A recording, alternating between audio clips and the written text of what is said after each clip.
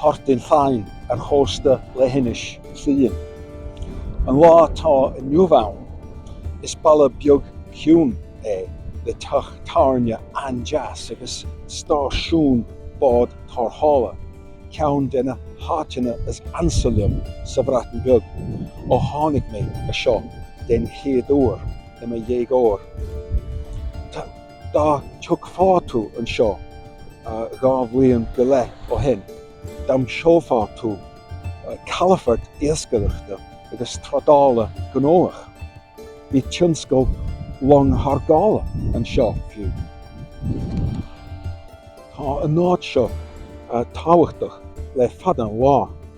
Bhí cruc farsing ón Iarníis a gceann tíre. Tá an tenim Porth Dinllaen arsa agus ansimú. Tréis titiim imparach na ráia.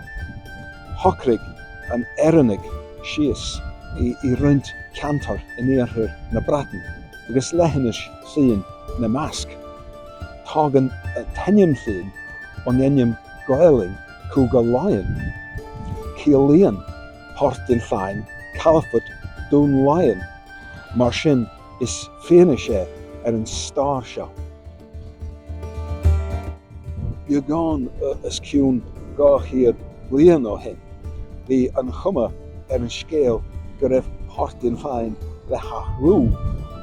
Bhí is a siúl go rónófií an sráidbhaile mar phríomh chalafart a nascar a Breatain le bailá clia in éireann. De bharr sin, bhí a Parliament acht chuan Porth Dinllaen sa bhliain 806 chun cad a thabhairt cé a thógáil.